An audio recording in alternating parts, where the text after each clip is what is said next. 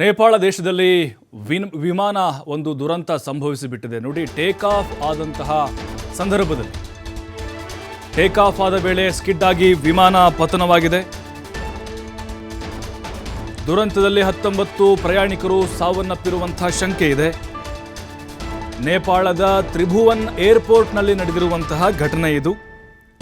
ಶೌರ್ಯ ಏರ್ಲೈನ್ಸ್ನ ವಿಮಾನ ಇದು ಪತನ ಆಗಿದೆ. ಘಟನಾ ಸ್ಥಳದಲ್ಲಿ ರಕ್ಷಣಾ ಕಾರ್ಯಾಚರಣೆ ಭರದಿಂದ ಸಾಗ್ತಾ ಇದೆ. ಕಠ್ಮಂಡುವಿನ ಪೋಖರಾಗೆ ಹೊರಟಿತ್ತು ಈ ವಿಮಾನ. 19 ಜನ ಸಾವನ್ನಪ್ಪಿರುವಂತಹ ಶಂಕೆ ಇದೆ. ಶೌರ್ಯ ಏರ್ಲೈನ್ಸ್ಗೆ ಸೇರಿದಂತಹ ವಿಮಾನ ಇದು.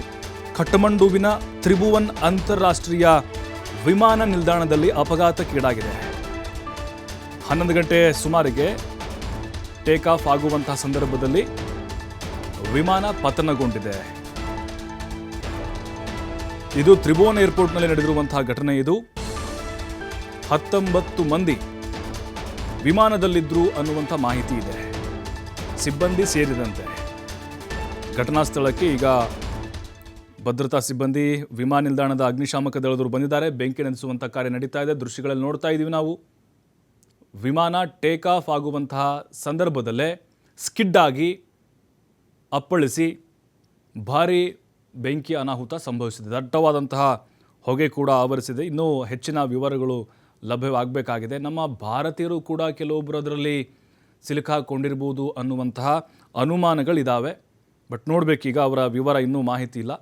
ನೇಪಾಳದ ತ್ರಿಭುವನ್ ಅನ್ನುವಂಥ ಇಂಟರ್ನ್ಯಾಷನಲ್ ಏರ್ಪೋರ್ಟ್ನಿಂದ ಪೋಖರಾಗೆ ಹೊರಟಿತ್ತಿದ್ದು. ಪೋಖರಾಗೆ ಹೋಗಬೇಕಾಗಿತ್ತು ಆ ವಿಮಾನ. ಆ ಸಂದರ್ಭದಲ್ಲೇ ಈ ರೀತಿ ಅವಘಡ ಆಗಿದೆ ನೋಡಿ. ಕೇವಲ ಅವಶೇಷಗಳು ಮಾತ್ರ ಅಲ್ಲಿ ಉಳ್ಕೊಂಡಿದ್ದಾವೆ. ಸೇನಾಪಡೆ ರಕ್ಷಣಾ ಕಾರ್ಯಾಚರಣೆಯನ್ನು ಮಾಡ್ತಾ ಇದೆ.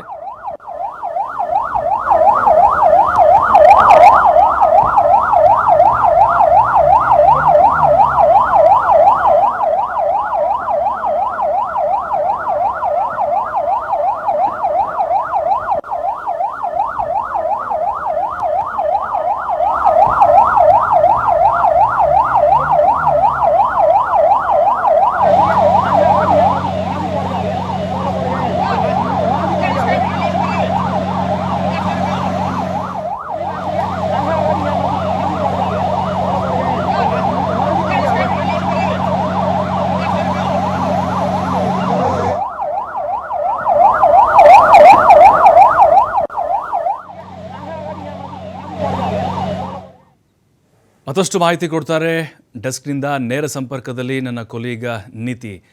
ನಿಜಕ್ಕೂ ನೇಪಾಳದಲ್ಲಿ ನಡೆದಂಥ ಮತ್ತೊಂದು ವಿಮಾನ ದುರಂತ ಅಂತ ಹೇಳ್ಬೋದು. ಘಟನೆ ಹೇಗಾಯಿತು, ಸದ್ಯಕ್ಕೆ ರಕ್ಷಣಾ ಕಾರ್ಯಾಚರಣೆ ಹೇಗೆ ನಡೀತಾ ಇದೆ, ನಮ್ಮ ಭಾರತೀಯರು ಕೂಡ ಸಿಕ್ಕಾಕೊಂಡಿದ್ದಾರಂತೆ, ಹೆಚ್ಚಿನ ಮಾಹಿತಿ ಕೊಡೋದಾದ್ರೆ? ಪ್ರಭು, ಇವತ್ತು ನೇಪಾಳದಲ್ಲಿ ಸುಮಾರು 11 ಗಂಟೆ ಸುಮಾರಿಗೆ ನೇಪಾಳ ಕಠ್ಮಂಡುವಿನಿಂದ ಪೊಖರಾಗೆ ಹೋಗಬೇಕಾಗಿದ್ದಂಥ ವಿಮಾನ ಇತ್ತು ಅನ್ನೋದು ಗೊತ್ತಾಗ್ತಾ ಇದೆ. ನೇಪಾಳದ ತ್ರಿಭುವನ್ ಅಂತಾರಾಷ್ಟ್ರೀಯ ವಿಮಾನ ನಿಲ್ದಾಣದಲ್ಲಿ ಈ ಒಂದು ಅಪಘಾತ ಸಂಭವಿಸಿರುವಂಥದ್ದು. ಇನ್ನೇನು ರನ್ವೇಯಲ್ಲೇ ಇರುವಂಥ ಸಂದರ್ಭದಲ್ಲೇ ಈ ಅಪಘಾತ ಸುಮಾರು 11 ಗಂಟೆ ಸುಮಾರಿಗೆ ಸಂಭವಿಸಿದೆ ಅನ್ನೋದ್ರ ಬಗ್ಗೆ ಮಾಹಿತಿಯನ್ನು ದೃಢಪಡಿಸಲಾಗಿದೆ. ಸೊ ನೇಪಾಳ ಅಂತ ಬಂದಾಗ ನಾವು ವಿಮಾನಗಳ ಹೆಚ್ಚಿನ ದುರಂತ ಯಾವ ಕಡೆ ಸಂಭವಿಸುತ್ತೆ ಅಂತ ನೋಡಿದಾಗ ನೇಪಾಳ ಮೊದಲ ಸ್ಥಾನದಲ್ಲೇ ನಿಂತ್ಕೊಳ್ಳುತ್ತೆ. 2023 ಜನವರಿ 16 ಇದೇ ತರದೊಂದು ಅಪಘಾತ ಆಗಿತ್ತು. ಆಗ ಸುಮಾರು 73 ಮಂದಿ ಪ್ರಯಾಣಿಕರು ಇದ್ರು. ಅದರಲ್ಲಿ 70 ಮಂದಿ ದುರ್ಮರಣ ಹೊಂದಿದ್ರು. ಆ ಘಟನೆನೇ ಇನ್ನೂ ಮರೆಯೋದಕ್ಕೆ ಸಾಧ್ಯ ಆಗಿಲ್ಲ. ಅಷ್ಟರೊಳಗೆ ಇನ್ನೊಂದು ಘಟನೆ ನಡೆದಿರೋದು. ಇದರಲ್ಲಿ 19 ಜನ ಪ್ರಯಾಣಿಕರು ಇದ್ರು ಅನ್ನೋದ್ರ ಬಗ್ಗೆ ಮಾಹಿತಿ ಲಭ್ಯ ಆಗ್ತಾ ಇದೆ. ಆದ್ರೆ ಇಲ್ಲಿವರೆಗೂ ಮಾಹಿತಿ ಸಿಕ್ಕಿರೋ ಪ್ರಕಾರ TIA ಮಾಹಿತಿ ಅಧಿಕಾರಿ ಜ್ಞಾನೇಂದ್ರ ಬುಲ್ ಹೇಳೋ ಪ್ರಕಾರ ಇದರಲ್ಲಿ ಯಾವುದೇ ಪ್ರಯಾಣಿಕರು ಇರಲಿಲ್ಲ. ವಿಮಾನಯಾನದಲ್ಲಿ ಹೋಗ್ಬೇಕಾಗಿದ್ದಂತ ತಂತ್ರಜ್ಞಾನ ಮಾತ್ರ ಇದರಲ್ಲಿ ಇದ್ರು ಅನ್ನೋದ್ರ ಬಗ್ಗೆ ಅವರು ಮಾಹಿತಿಯನ್ನು ಹಂಚಿಕೊಂಡಿದ್ದಾರೆ. ಯಾವುದೇ ರೀತಿಯಾದಂತಹ ಪ್ರಯಾಣಿಕರು ಇರಲಿಲ್ಲ ಅನ್ನೋದನ್ನ ಹೇಳಿದ್ದಾರೆ. ವಿಮಾನಯಾನದಲ್ಲೇ ಹೋಗಬೇಕಾಗಿದ್ದಂತ ಒಂದಷ್ಟು ತಂತ್ರಜ್ಞರು ಮಾತ್ರ ಇದರಲ್ಲಿ ಪ್ರಯಾಣ ಮಾಡ್ತಾ ಇದ್ರು. ಹಾಗಾಗಿ 19 ಮಂದಿ ಮಾತ್ರ ಇದ್ರು ಅನ್ನೋದನ್ನ ಹೇಳಿದ್ದಾರೆ. ಅದೇ 19 ಮಂದಿಗೂ ಕೂಡ ಇಲ್ಲಿ ಸಮಸ್ಯೆ ಆಗಿದೆ ಅನ್ನೋದನ್ನ ಹೇಳ್ತಾ ಇದ್ದಾರೆ. ಈಗಾಗಲೇ ರಕ್ಷಣಾ ಕಾರ್ಯಾಚರಣೆಯನ್ನ ಭರದಿಂದ ಸಾಗಿಸಲಾಗ್ತಾ ಇದೆ. ಈಗಾಗಲೇ ಪೊಲೀಸರು ಕೂಡ ಸ್ಥಳಕ್ಕೆ ಭೇಟಿ ಕೊಟ್ಟಿದ್ದಾರೆ. ಅಗ್ನಿಶಾಮಕ ದಳ ಕೂಡ ಭೇಟಿ ಕೊಟ್ಟಿದೆ. ಬೆಂಕಿ ನಂದಿಸುವಂತ ಕಾರ್ಯವನ್ನು ಮಾಡಲಾಗ್ತಾ ಇದೆ. ಇಲ್ಲಿ ಸಮಸ್ಯೆ ಏನಾಗಿದೆ ಅನ್ನೋದ್ರ ಬಗ್ಗೆ ಅವರು ಇಲ್ಲಿವರೆಗೂ ಮಾಹಿತಿನ ಹಂಚಿಕೊಂಡಿಲ್ಲ. ಈಗಲೇ ಯಾವುದನ್ನು ಕೂಡ ಹೇಳೋದಕ್ಕೆ ಸಾಧ್ಯ ಆಗ್ತಾ ಇಲ್ಲ ಅನ್ನೋದನ್ನ ಹೇಳಿದ್ದಾರೆ. ಅದೇ ನಾವು ನೇಪಾಳ ಅಂತ ಬಂದಾಗ ವಿಮಾನ ಲ್ಯಾಂಡಿಂಗ್ ಸಂದರ್ಭದಲ್ಲೂ ಮತ್ತು ವಿಮಾನ ಆಗಸಕ್ಕೆ ಹಾರೋಕೆ ಮುಂಚೆನೂ ಕೂಡ ಯಾವಾಗಲೂ ಅಪಘಾತಗಳ ಸಂಖ್ಯೆ ಜಾಸ್ತಿ ಆಗ್ತಿರುತ್ತೆ. ಇದನ್ನ ಈ ಹಿಂದೆ ಕೂಡ ಒಂದು ವರದಿ ಹೇಳಿತ್ತು. ಇಲ್ಲಿ ಹೆಚ್ಚಿನ ರೀತಿಯಾದಂಥ ಕಂದಕ ಇರೋದ್ರಿಂದ, ಪರ್ವತಗಳು ಇರೋದ್ರಿಂದ ಮತ್ತು ಗಿರಿ ಶಿಖರಗಳು ಜಾಸ್ತಿ ಆಗಿರೋದ್ರಿಂದ ಮತ್ತು ಹವಾಮಾನ ಸಮಸ್ಯೆಗಳು ಎದುರಾಗೋದ್ರಿಂದ ಈ ರೀತಿಯಾದಂಥ ಅಪಘಾತಗಳು ಜಾಸ್ತಿ ಆಗುತ್ತೆ ಅಂತ ವಿಶ್ವದಲ್ಲಿ ಒಟ್ಟು 17 ಎತ್ತರದ ಶಿಖರಗಳಿದ್ರೆ ಅದರಲ್ಲಿ 8 ನೇಪಾಳದಲ್ಲೇ ಆ ಎತ್ತರದ ಶಿಖರಗಳಿದೆ. ಸೊ ಆಗಸಕ್ಕೆ ಹಾರಬೇಕಾದ್ರೂ ಯಾವುದಾದ್ರೂ ಒಂದು ಗಿರಿ ಕಂದಕದ ಒಳಗಡೆನೆ ಹೋಗಬೇಕು ಅಥವಾ ಲ್ಯಾಂಡಿಂಗ್ ಆಗುವಂಥ ಸಂದರ್ಭದಲ್ಲೂ ಕೂಡ ಯಾವುದಾದ್ರೂ ಪರ್ವತ ಶ್ರೇಣಿಗಳ ಒಳಗಡೆಯಿಂದಲೇ ವಿಮಾನ ಬರಬೇಕಾಗತ್ತೆ. ಸೊ ಆ ಕಾರಣಕ್ಕಾಗಿ ವಿಮಾನಗಳ ದುರಂತದಲ್ಲಿ ಹೆಚ್ಚಿನದಾಗಿ ನೇಪಾಳ ಸಮಸ್ಯೆನ ಅನುಭವಿಸ್ತಾ ಇರುತ್ತೆ ಅನ್ನೋದನ್ನ ಹೇಳ್ಕೊಂಡಿದ್ರು. ಅದೇ ರೀತಿಯಾಗಿ ಈ ಬಾರಿಯೂ ಕೂಡ ರನ್ವೇಯಲ್ಲಿ ಟೇಕ್ ಆಫ್ ಆಗುವಂತ ಸಂದರ್ಭದಲ್ಲೇ ಈ ಅಪಘಾತ ಸಂಭವಿಸಿದೆ. ಆದರೆ ಯಾವುದೇ ಪ್ರಯಾಣಿಕರು ಇರಲಿಲ್ಲ, ಇದರಲ್ಲಿ ಓನ್ಲಿ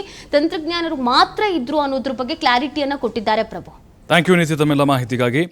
2023 ಜನವರಿ 15ಕ್ಕೂ ಕೂಡ ಒಂದು ಇದೇ ರೀತಿ ವಿಮಾನ ದುರಂತ ನಡೆದಿತ್ತು. ನಮ್ಮ ಭಾರತೀಯರು ಸೇರಿದಂತೆ 72 ಜನ ಸಾವನ್ನಪ್ಪಿದ್ರು. ಇದೇ ಕಠ್ಮಂಡುವಿನಿಂದ ಪೋಖರಾಗೆ ತೆರಳುತ್ತಾ ಇದ್ದಂಥ ವಿಮಾನ ಟೇಕ್ ಆಫ್ ಆಗುವಂಥ ಸಂದರ್ಭದಲ್ಲಿ ಕ್ರ್ಯಾಶ್ ಆಗಿತ್ತು. ಹಾಗಾಗಿ ನೇಪಾಳದಲ್ಲಿ ಪದೇ ಪದೇ ಇಂತಹ ವಿಮಾನ ದುರಂತಗಳು ನಡೀತಾನೆ ಇರ್ತವೆ. ಬಟ್ ಈಗ ಅಲ್ಲಿ TI ಅಧಿಕಾರಿಗಳು ಹೇಳಿದ್ದಾರೆ, IT ಅಧಿಕಾರಿಗಳು, ಸದ್ಯಕ್ಕೆ ಪ್ರಯಾಣಿಕರು ಯಾರೂ ಇರಲಿಲ್ಲ ಒಳಗಡೆ ಅಂಥೇಳಿ. ಅಂದರೆ ತಂತ್ರಜ್ಞರು ಮಾತ್ರ ಇದ್ದರು, ಅಂದರೆ ಆ ವಿಮಾನಯಾನ ಸಂಸ್ಥೆಯ ತಂತ್ರಜ್ಞರು ಮಾತ್ರ ಅಲ್ಲಿ ಒಳಗಡೆ ಇದ್ದರು ಅಂತ ಹೇಳ್ತಾ ಇದ್ದಾರೆ. ಬಟ್ ನಾಟ್ ಕನ್ಫರ್ಮ್, ಇನ್ನೂ ಕೂಡ ಖಚಿತ ಮಾಹಿತಿ ಬರಬೇಕಾಗಿದೆ. 19 ಜನ ಇದ್ದರು ಅಂತ ಹೇಳ್ತಾ ಇದ್ದಾರೆ. ಅವರ ವಿಮಾನಯಾನ ಸಿಬ್ಬಂದಿನ ಅಥವಾ ಅಲ್ಲಿ ಪ್ಯಾಸೆಂಜರ್ಸ್ ಏನಾದರೂ ಇದ್ದ ಅದ್ರ ಬಗ್ಗೆ ಇನ್ನೂ ಅಧಿಕೃತವಾದಂಥ ಮಾಹಿತಿ ಬರಬೇಕಾಗಿದೆ. ಸದ್ಯಕ್ಕೆ ಕಾರ್ಯಾಚರಣೆ ಕೂಡ ಬಹಳ ಒಂದು ಬಿರುಸಿನಿಂದ ನಡೀತಾ ಇದೆ. ವಿಮಾನಯಾನ ಅಪಘಾತಗಳು ನೇಪಾಳದಲ್ಲಿ ಸಾಕಷ್ಟು ರೀತಿ, ಅದರಲ್ಲೂ ಪ್ರತಿಕೂಲವಾದಂಥ ಹವಾಮಾನದಿಂದಾಗಿ ಸಾಕಷ್ಟು ಕಡೆಗಳಲ್ಲಿ ಈ ರೀತಿ ಅವಘಡಗಳು ಆದಂಥ ನಿದರ್ಶನಗಳಿದ್ದಾವೆ.